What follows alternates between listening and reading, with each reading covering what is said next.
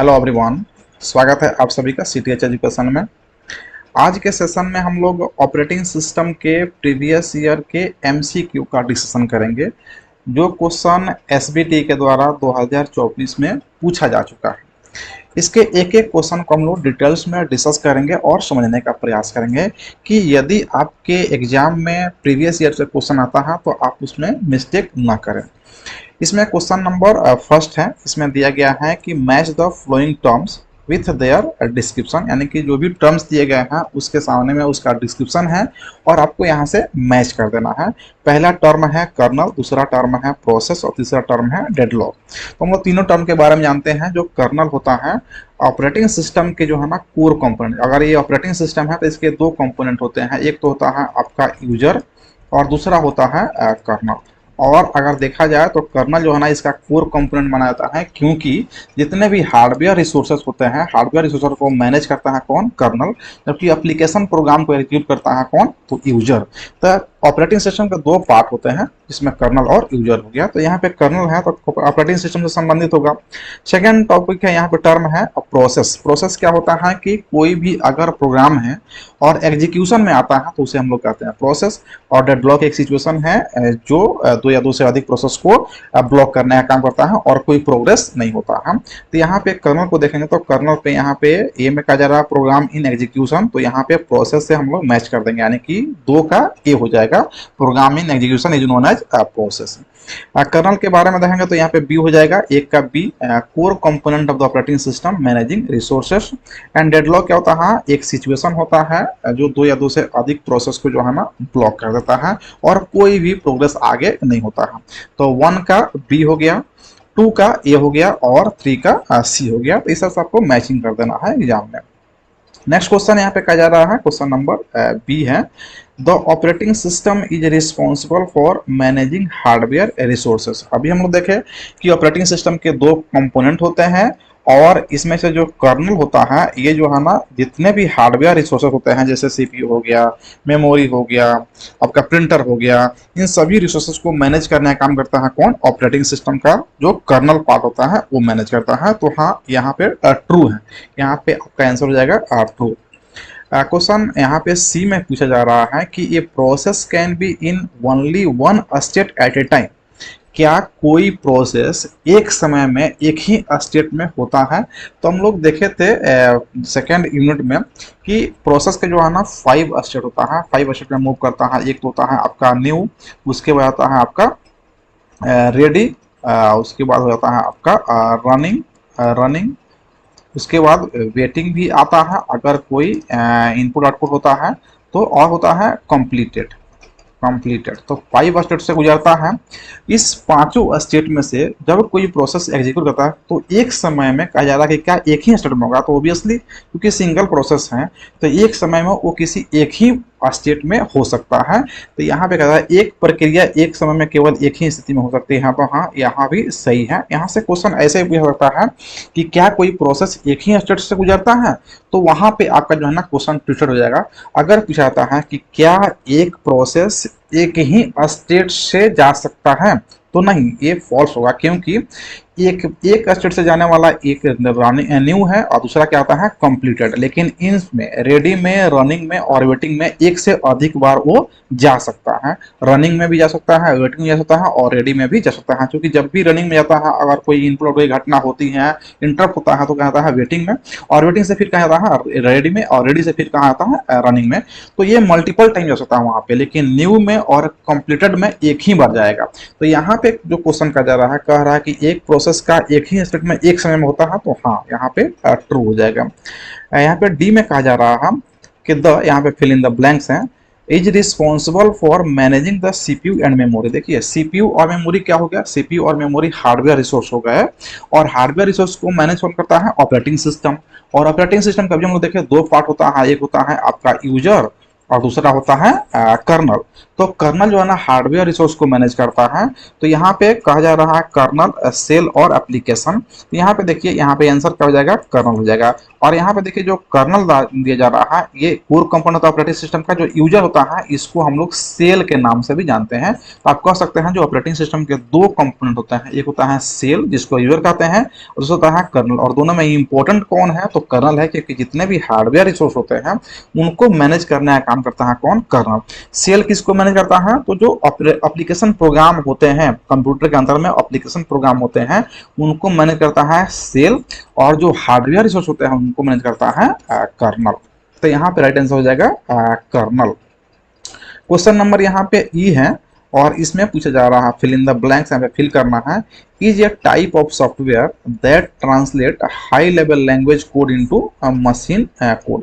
कहा जा रहा है कि कौन सा ऐसा सॉफ्टवेयर है जो हाई लेवल लैंग्वेज को जो है ना मशीन कोड में ट्रांसलेट करने का काम करता है। तो हम लोग जानते हैं कंपाइलर भी सॉफ्टवेयर है, असेंबलर भी सॉफ्टवेयर है और लिंकर भी सॉफ्टवेयर है। लेकिन लिंकर ट्रांसलेट करने का काम नहीं करता है, लेकिन असेंबलर और कंपाइलर दोनों ट्रांसलेट करता है, जिसमें आपका जो कंपाइलर है वो हाई लेवल लैंग्वेज को मशीन कोड में कन्वर्ट करता है, जबकि असेंबलर जो होता है ना ये मिडिल लेवल लैंग्वेज को मशीन कोड में ट्रांसलेट करने का करता है। और यहाँ पे जरा हाई लेवल लैंग्वेज से मशीन कोड में कौन करता है, तो वो करता है आपका कंपाइलर। तो यहाँ पे राइट आंसर कौन हो जाएगा, कंपाइलर। नेक्स्ट क्वेश्चन है एफ। एफ में पूछा जा रहा है the concept of allow multiple resources to share CPU time. कहा जा रहा है कि वह कौन सा कॉन्सेप्ट है जिसमें ये अलाउ किया जाता है कि मल्टीपल प्रोसेस जो है ना सीपीयू के टाइम को शेयर कर सकता है। तो सीपीयू टाइम तब शेयर होगा मल्टीपल रिसोर्स के साथ जब एक समय में मल्टीपल टास्क जो है ना परफॉर्म कर रहे होंगे। मतलब एक ही समय में बहुत सारे टास्क परफॉर्म हो रहे हैं तो वहां पे सीपीयू के टाइम को शेयरिंग किया जा सकता है। तो उसको हम लोग कहते हैं मल्टीटास्किंग। मल्टीपल टास्क परफॉर्म होना मतलब मल्टी टास्किंग। तो यहाँ पे राइट आंसर हो जाएगा आपका मल्टी टास्किंग। नेक्स्ट क्वेश्चन यहाँ पे है जी। जी में पूछा जा रहा है कि which of the following is not a function of N operating system. कहा जा रहा है कि इनमें से कौन ऑपरेटिंग सिस्टम का फंक्शन नहीं होता है। तो यहाँ पे देखिए मेमोरी मैनेजमेंट है, तो मेमोरी को मैनेज करता है ऑपरेटिंग सिस्टम, ये तो होता है।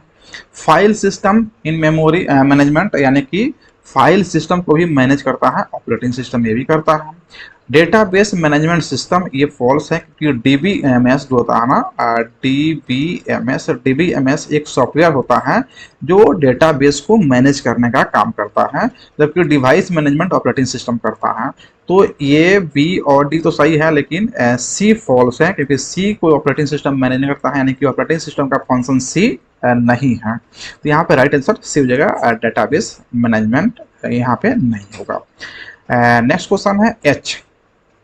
एच में कहा जा रहा है कि what is the main purpose of an interrupt in an operating system. कहा जा रहा है कि इंटरप्ट ऑपरेटिंग सिस्टम में जो होता है उसका मेन पर्पस क्या है। यहाँ पे पूछा जा रहा है क्या, पर्पस क्या होता है इंटरप्ट होने का। तो इंटरप्ट होने का मतलब क्या होता है, जैसे कि आप स्टडी कर रहे हैं रूम में और कोई मित्र जो है ना आप पे आकर नॉक करता है, कहता है कि चले थोड़ा सा बाहर में घूमते हैं या कोल्ड ड्रिंक पी करके आते हैं, तो वो क्या हो गया, आपका पढ़ाई में इंटरप्ट हुआ।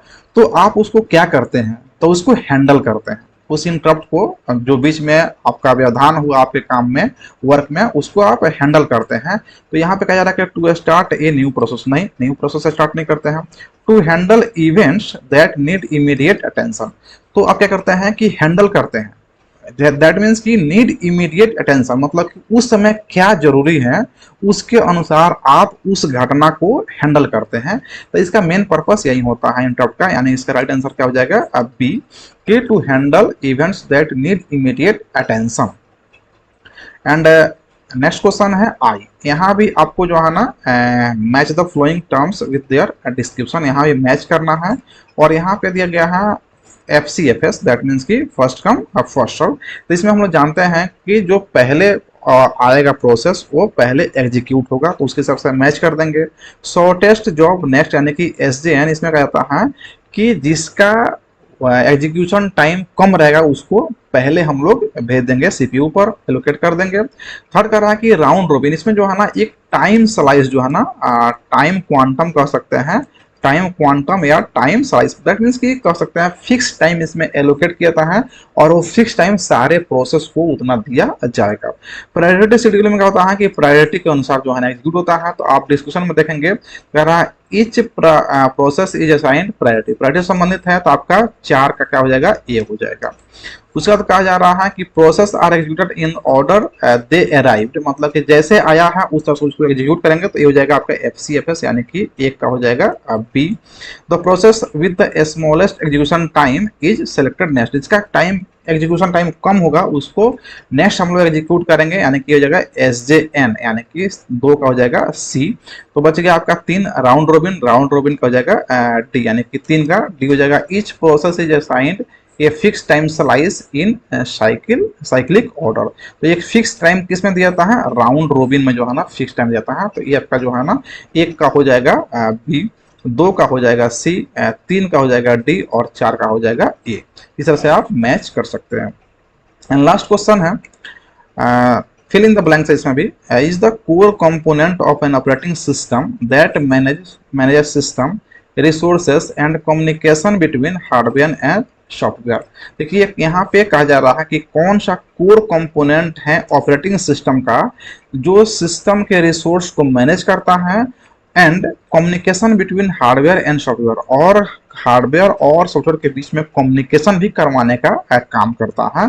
तो यहाँ पे आपका राइट आंसर हो जाएगा कर्नल, जो है ना जो इसके ऑपरेटिंग सिस्टम के जो कोर कंपोनेंट होता है और मैनेज करता है सिस्टम के रिसोर्स को, सिस्टम के रिसोर्स को मतलब हार्डवेयर रिसोर्स को मैनेज करता है और कम्युनिकेशन करवाने का काम करता है हार्डवेयर एंड सॉफ्टवेयर के बीच में। तो आप कह सकते हैं जो हार्डवेयर से डायरेक्टली कनेक्टेड होता है वो होता है कर्नल, और सॉफ्टवेयर से डायरेक्टली कनेक्ट होता है उसको बोलते हैं सेल, यानी कि कंप्यूटर के सॉफ्टवेयर को मैनेज करने का काम करता है कौन, सेल, जिसको यूजर भी कहते हैं, यूजर मोड, और हार्डवेयर को मैनेज करने का काम करता है कौन, कर्नल।